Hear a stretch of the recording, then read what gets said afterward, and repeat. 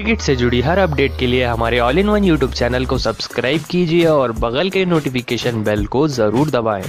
दोस्तों अगर आप भी रविचंद्रन अश्विन को एक बेहतरीन खिलाड़ी मानते हैं तो इस वीडियो को दिल से लाइक एक बार जरूर करते हुए जाएं। दोस्तों भारत बनाम न्यूजीलैंड के बीच में टेस्ट श्रृंखला समाप्त हो चुकी है। दोस्तों ये टेस्ट श्रृंखला 2 मैचों की थी, जहां पहला मुकाबला ड्रॉ हो चुका था और दूसरा टेस्ट मुकाबला चल रहा था। ऐसे में दोस्तों सभी को बता दें, इस दूसरे टेस्ट मुकाबले का आज 14 दिन था, जो काफी ज्यादा खतरनाक था और दोनों ही टीमों के लिए काफी ज्यादा इंपॉर्टेंट था। लेकिन अगर पिछले 3 दिनों की बात करें तो पिछले 3 दिनों में पहली इनिंग में भारतीय टीम ने 325 रन लगाए थे, तो वही न्यूजीलैंड की टीम पहली इनिंग में मात्र 62 रन पर ही ऑल आउट हो गई थी और भारतीय टीम काफी ज्यादा आगे निकल चुकी थी। भारतीय टीम ने अपनी दूसरी इनिंग को 276 रन पर डिक्लेयर किया और न्यूजीलैंड की टीम को 540 रन का टारगेट दिया था। ऐसे में तीसरे दिन के अंत तक 140 रन पर 5 विकेट गिर चुके थे न्यूजीलैंड के और चौथे दिन बल्लेबाजी करने आए हेनरी निकोल्स, जो कि इनके तूफानी बल्लेबाज हैं, और उनके साथ बल्लेबाजी करने आए थे राजेंद्र रविंद्र। न्यूजीलैंड को ये मुकाबला जीतने के लिए 400 रन लगाने थे और भारतीय टीम को सिर्फ 5 विकेट लेने थे।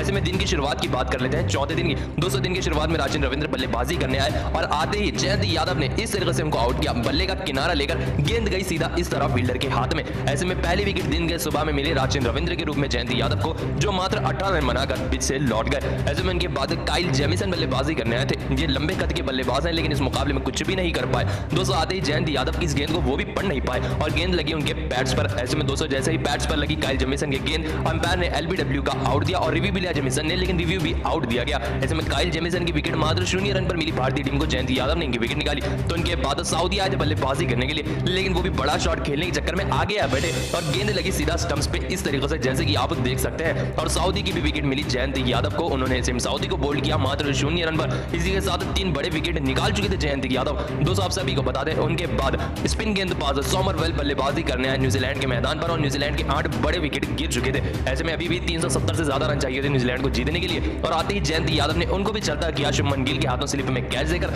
और सोमरवेल की भी विकेट जयंत यादव को ही मिली, जो मात्र 1 रन पर आउट हुए। अब 9 विकेट गिर चुके थे और आखिरी बल्लेबाज थे न्यूजीलैंड के एजाज पटेल। दोस्तों आप सभी को बता दें, उनके साथ बल्लेबाजी कर रहे थे हेनरी निकोल्स, जो काफी तूफानी बल्लेबाजी कर रहे थे और अपने अर्धशतक पर जा रहे थे।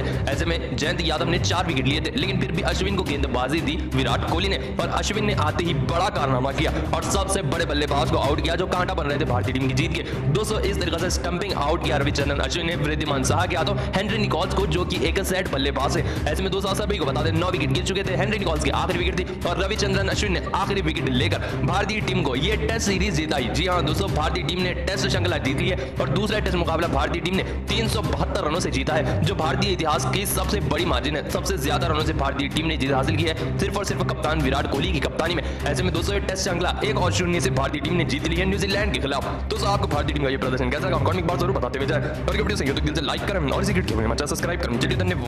दोस्तों भारत बनाम न्यूजीलैंड के बीच में दूसरे टेस्ट मुकाबले का तीसरा दिन भी समाप्त हो चुका है और तीसरा दिन भी काफी ज्यादा शानदार रहा। लेकिन शुरुआती 2 दिनों की बात करें तो पहली इनिंग में भारतीय टीम ने 325 रन लगाए थे पहले बल्लेबाजी। न्यूजीलैंड की टीम मात्र 62 रन पर ऑल आउट हो गई थी अपनी पहली इनिंग में और भारतीय टीम 282 रन से आगे चल रही थी। ऐसे में दूसरे दिन के खेल को पूरा करने के लिए भारतीय टीम अपनी दूसरी इनिंग में बल्लेबाजी करने आई थी, तब भी भारतीय टीम ने 69 रन लगा दिए थे बिना कोई विकेट खोए और तीसरे दिन की सुबह वापस से भारतीय टीम अपने बल्लेबाजी को कंटिन्यू करने आई। दोस्तों मयंक अग्रवाल व चेतेश्वर पुजारा आए थे मैदान पर भारतीय टीम की सलामी जोड़ी के लिए। ऐसे में दिन की अगर शुरुआत की बात करें तीसरे दिन की, तो शुरुआत में ही एलबीडब्ल्यू आउट दिया गया मयंक अग्रवाल को इस गेंद पर। ऐसे में दोस्तों सभी को बता दें, मयंक अग्रवाल 43 रन पर रिव्यू लेने का फैसला किया, क्योंकि उनको लग रहा था कि ये गेंद नॉट आउट है। ऐसे में दोस्तों सभी को बता दें, जब मयंक अग्रवाल ने रिव्यू लिया तो अंपायर ने इसे नॉट आउट दिया गया, क्योंकि सीधा स्पाइक नजर आ रही थी बल्ले की। ऐसे में दोस्तों सभी को बता दें, जीवन दान मिलने के बाद मयंक अग्रवाल ने मैदान पर तूफानी बल्लेबाजी की और एक और बेहतरीन तरीके से तूफानी अर्धशतक ठोका। जी हां दोस्तों, एक और बार तूफानी 50 पूरी की मयंक अग्रवाल ने, लेकिन एक और बार सेंचुरी मारने की चाह में बड़े शॉट्स खेल रहे थे मयंक अग्रवाल का बल्ला आज आग उगल रहा था, इसी चाह में वो बड़े शॉट्स खेल रहे थे। लेकिन दोस्तों सभी को बता दें, एजाज पटेल की इस घूमती हुई गेंद पर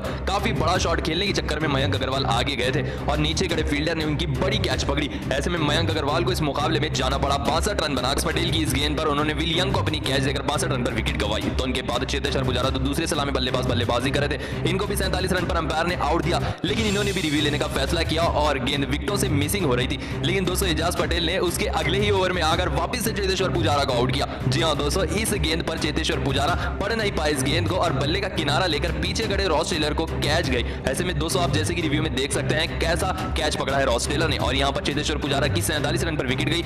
एजाज पटेल की इस गेंद पर टेलर को अपना कैच देकर आउट हुए। तो उनके बाद नंबर 3 पर आए थे शुभमन गिल। हार्ट की इंजरी के चलते उन्हें नंबर 3 पर भेजा गया था और नंबर 4 पर आए भारतीय टीम के कप्तान विराट कोहली। दोस्तों इन दोनों के बीच में एक अच्छी साझेदारी हुई जहां शुभमन गिल ने आधे ही अटैकिंग शॉट्स खेले। दोस्तों शुभमन गिल का स्वभाव काफी ज्यादा तूफानी होता जा रहा है टेस्ट मुकाबले में। इस मुकाबले में उन्होंने आकर कुछ अतरंगी शॉट्स लगाए, जैसे कि आप स्क्रीन पर देख सकते हैं। वो विकेटों से कितना बाहर आ चुके हैं। गिल अपनी इस पारी को बड़ी पारी में तब्दील नहीं कर पाए। दोस्तों सभी को बता दें इस गेंद पर शुभमन गिल बड़ा शॉट लगाने के चक्कर में सामने खड़े लैथम को अपनी कैच दे बैठे और मात्र 3 रन से चूक गए अपने अर्धशतक। इस मुकाबले में 47 रन बनाकर राचिन रविंद्र की गेंद पर लेथम को अपना कैच देकर आउट हो गए शुभमन गिल। तो उनके बाद श्रेयस अय्यर आए थे मैदान पर बल्लेबाजी करने के लिए। दोस्तों इन्होंने कुछ बड़े शॉट्स खेले लेकिन ये ज्यादा देर पिच पर टिक नहीं पाए। एजाज पटेल की इस गेंद को पढ़ नहीं पाए श्रेयस अय्यर। ऐसे में ये डिसीजन थर्ड अंपायर के पास गया दोस्तों, क्योंकि न्यूजीलैंड ने अपील की थी। ऐसे में अंपायर ने देखा कि क्रीज से पैर दूर है श्रेयस अय्यर का और श्रेयस अय्यर को 14 रन पर आउट होना पड़ा एजाज की गेंद पर। ऐसे में अय्यर के आउट होने के बाद बड़ा झटका लगा भारतीय टीम के कप्तान विराट कोहली के रूप में जो 36 रन पर खेले थे। राचिन रविंद्र की इस गेंद पर इनसाइड एज लेकर गेंद गई सीधा विकेटों पे और विराट कोहली बोल्ड हो गए राचिन रविंद्र की गेंद पर। दोस्तों इस मुकाबले में कप्तान कोहली 36 रन बनाकर राचिन रविंद्र की गेंद पर बोल्ड होकर रह गए। तो उनके बाद जयंत यादव मैदान पर बल्लेबाजी करने आए थे, उनके साथ आए थे अक्षर पटेल, लेकिन जयंत यादव भी बड़े शॉट से नहीं खेल पाए और इस मुकाबले में 13 रन बनाकर राचिन रविंद्र की गेंद पर ब्लंटन को अपना कैच देकर आउट हो गए। ऐसे में इनके बाद अक्षर पटेल ने कुछ शानदार शॉट्स खेले, एक और बार उन्होंने ताबड़तोड़ पारी खेली। सिर्फ यही नहीं, अक्षर पटेल ने मात्र 25 गेंदों में 40 से ज्यादा रन बना दिए। टेस्ट क्रिकेट को उन्होंने T20 से भी ज्यादा खतरनाक खेला। ऐसे में दोस्तों सभी को बता दें अंत में भारतीय टीम ने जैसे ही इस मुकाबले में दिन का आखिरी टाइम हो रहा था तो अपनी इनिंग को डिक्लेयर करने का फैसला किया। टीम के 7 विकेट गिर चुके थे और पवेलियन में से विराट कोहली ने इशारा किया कि हम इनिंग को डिक्लेयर करेंगे और भारतीय टीम ने इनिंग को डिक्लेयर किया 276 रन पर। जी हां दोस्तों 276 रन पर भारतीय टीम ने डिक्लेयर किया और न्यूजीलैंड को इस मुकाबला जीतने के लिए 540 रन लगाने थे। जी हां दोस्तों न्यूजीलैंड को ये मुकाबला जीतने के लिए 540 रन लगाने थे। ऐसे में दोस्तों सभी को बता दें दिन के आखिर में न्यूजीलैंड फिर से बल्लेबाजी करने आई और इतना टारगेट पूरा करने आई, लेकिन दिन की शुरुआत में एक और बार रविचंद्रन ने अश्विन ने अपनी तूफानी गेंदबाजी का जलवा दिखाया और इनके पहले शिकार बने टॉम लेथम। विकेटों के सामने खड़े थे, अश्विन ने घूमती हुई गेंद डाली और एलबीडब्ल्यू की अपील की। ऐसे में टॉम लेथम ने ये रिव्यू लिया लेकिन अंपायर ने इसे आउट दिया रिव्यू लेने के बाद भी और टॉम लेथम मात्र 6 रन बनाकर अश्विन के हाथों आउट हो बैठे और न्यूजीलैंड ने रिव्यू भी गवाया। ऐसे में दोस्तों सभी को बता दें इनके बाद बड़ी विकेट मिली दूसरे सलामी बल्लेबाज विल यंग की। दोस्तों आप सभी को बता दें इस मुकाबले में विल यंग भी इस गेंद को पढ़ नहीं पाए और बाजू खड़े सूर्य कुमार यादव को अपनी कैच से बैठे इस तरीके से। ऐसे में दोस्तों सभी को बता दें इस गेंद पर भी रिव्यू लिया विल यंग ने और अंपायर ने इसी पे आउट दिया और विल यंग मात्र 20 रन बनाकर आउट हो गए अश्विन की गेंद पर सूर्य कुमार यादव को अपना कैच देकर। ऐसे में इनके पास टॉर रॉस टेलर आए थे बल्लेबाजी करने के लिए, लेकिन वो भी बड़ा शॉट खेलने के चक्कर में अश्विन की इस गेंद पर बड़ा शॉट खेलने के चक्कर में नीचे खड़े फील्डर को अपनी कैच दे बैठे और अश्विन ने एक और बड़ी विकेट निकाली रॉस टेलर के रूप में जो मात्र 6 रन बनाकर इस मुकाबले में आउट हो गए। ऐसे में इनके बाद डैरेन मिचेल जो बल्लेबाजी करने आए थे तीसरे नंबर पर, उन्होंने एक छोर से अच्छी बल्लेबाजी की। दोस्तों आप सभी को बता दें इस मुकाबले में उन्होंने तूफानी अर्धशतक ठोका, लेकिन वो भी अपने अर्धशतक को शतक में नहीं बदल पाए। दोस्तों आप सभी को बता जब 60 रन पर खेल रहे थे डैरेन मिचेल तो अक्षर पटेल की इस गेंद पर नीचे आ रहे जयंत यादव को अपनी कैच दे बैठे और अपनी बड़ी पारी को गवा बैठे। दोस्तों इस मुकाबले में जयंत यादव ने कैच पकड़ी और डैरेन मिचेल को 60 रन पर वापस पवेलियन का रास्ता दिखाया। तो अभी दिन को खत्म होने के लिए लगभग 15 ओवर बाकी थे और भारतीय टीम तूफानी गेंदबाजी कर रही थी और 3 बड़े विकेट निकाल चुकी थी। तो उसके बाद एक और विकेट निकाली ब्लंटन के रूप में भारतीय टीम ने। दोस्तों इनको रन आउट किया श्रीकर भारत ने वृद्धिमान साहा के हाथों इस तरीके से बाहर जाती हुई गेंद को टच कर रन लेने के लिए दौड़ रहे थे ब्लंटन, लेकिन आने के वक्त उनको रन आउट कर दिया। ऐसे में ब्लंटन आउट हो गए। ऐसे में दोस्तों सभी को बताते हैं यही Ross Taylor, Daryl Mitchell, Latham व विल यंग आउट हो चुके थे और 5 बड़े विकेट चले गए थे न्यूजीलैंड के। हेनरी निकोल्स आए बल्लेबाजी करने के लिए दिन के अंत में और इन्होंने भारतीय टीम के खिलाफ अच्छी पारी खेली। फिलहाल ये क्रीज पर 36 रन नाबाग है। ऐसे में उनके साथ दे रहे हैं ऑलराउंडर राचिन रविंद्र 2 रन पर और दोनों ने मिलकर तीसरे दिन के खेल को समाप्त कर दिया है और न्यूजीलैंड का स्कोर हो गया इस मुकाबले में 140 रन पर 5 विकेट और तीसरा दिन समाप्त हो चुका है। ऐसे में अभी भी न्यूजीलैंड को 400 रन चाहिए जीतने के लिए चौथे दिन। तो चौथे दिन भारतीय टीम गेंदबाजी करने आएगी और न्यूजीलैंड की टीम को इस मुकाबले को जीतने के लिए अभी भी 400 रन लगाने हैं और न्यूजीलैंड के पास सिर्फ 5 विकेट बाकी है। ऐसे में 14 दिन का खेल पूरी तरह से भारतीय टीम के नाम रहेगा जहां वो 5 विकेट जरूर निकालेंगे न्यूजीलैंड की। दोस्तों आपको मुकाबला कैसा लगा? दोस्तों भारत और न्यूजीलैंड के बीच में वैनखड़े के मैदान पर तूफानी तरीके से चल रहा है दूसरा टेस्ट मुकाबला। दोस्तों जहां दूसरे टेस्ट मुकाबले में भारतीय टीम काफी ज्यादा आगे निकल चुकी है न्यूजीलैंड के खिलाफ। आइए आपको दूसरे दिन की पूरी हाईलाइट बताते हैं भारत और न्यूजीलैंड के दूसरे टेस्ट मुकाबले की। दोस्तों पहले दिन बल्लेबाजी करने आई थी भारतीय टीम और भारतीय टीम का स्कोर हो गया था 221 रन पर 4 विकेट, जहां मैदान पर मयंक अग्रवाल 120 रन पर नाबाद बल्लेबाजी कर रहे थे तो उनके साथ वृद्धिमान साहा 25 रन नाबाद बल्लेबाजी कर रहे थे। ऐसे में दोनों बल्लेबाज दूसरे दिन सुबह में बल्लेबाजी करने आए।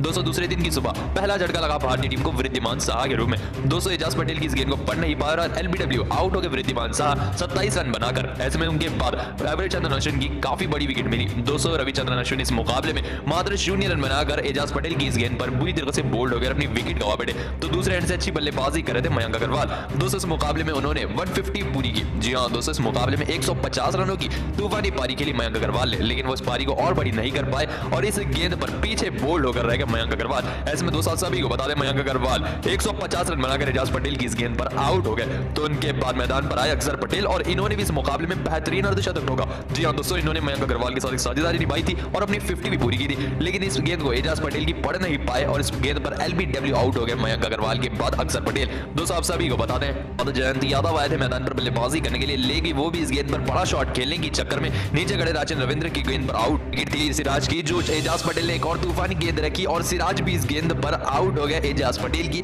और इस मुकाबले में न्यूजीलैंड के स्पिनर गेंदबाज एजाज पटेल ने 10 विकेट निकाले भारतीय टीम के, वो भी अकेले, और अंतरराष्ट्रीय क्रिकेट में इतिहास रच दिया। वो ऐसे तीसरे गेंदबाज बने जिन्होंने एक ही टेस्ट इनिंग में 10 विकेट लिए हैं। दोस्तों भारतीय टीम की अगर हम स्कोर कार्ड की बात करें तो भारतीय टीम ने 325 रन लगाए अपनी पहली इनिंग में और भारतीय टीम ऑल आउट हो गई। ऐसे में अब अपनी पहली इनिंग में न्यूजीलैंड की टीम बल्लेबाजी करने उतरी दूसरे दिन। दोस्तों आप सभी को बता दें, न्यूजीलैंड की तरफ से तूफानी सलामी बल्लेबाज टॉम लेथम बल्लेबाजी करने आए और उनके साथ दूसरे सलामी बल्लेबाज आए थे विल यंग। दोस्तों आप सभी को बता दें, ताबड़तोड़ शुरुआत की उम्मीद कर रहे थे न्यूजीलैंड से, लेकिन ऐसा हुआ नहीं। सिराज ने आते ही विल यंग का सबसे बड़ा झटका दिया न्यूजीलैंड को। दोस्तों इस गेंद पर पीछे खड़े विराट कोहली को कैच दे बैठे विल यंग और अपनी विकेट गवा बैठे। दोस्तों इस मुकाबले में 4 रन बनाकर विल यंग आउट हो गए सिराज की गेंद पर, कोहली को अपना कैच देकर। तो उनके बाद दूसरा बड़ा झटका दिया सिराज ने टॉम लेथम के रूप में। इस शॉट गेंद पर टॉम लेथम ने बड़ा शॉट खेलने के चक्कर में पीछे खड़े फील्डर को अपनी कैच दे बैठे और इस मुकाबले में टॉम लेथम की विकेट भारतीय टीम को काफी जल्दी मिली। दोस्तों टॉम लेथम की विकेट मात्र 10 रन पर मिली भारतीय टीम को, जो काफी एक बेहतरीन बात थी। ऐसे में दोस्तों सभी को बता दें, इनके बाद रॉस टेलर आए थे बल्लेबाजी करने के लिए, इनकी विकेट भी मोहम्मद सिराज ने तूफानी तरह से निकाली। दोस्तों बुरी तरह से रॉस टेलर को फोल्ड कर रख दिया सिराज ने,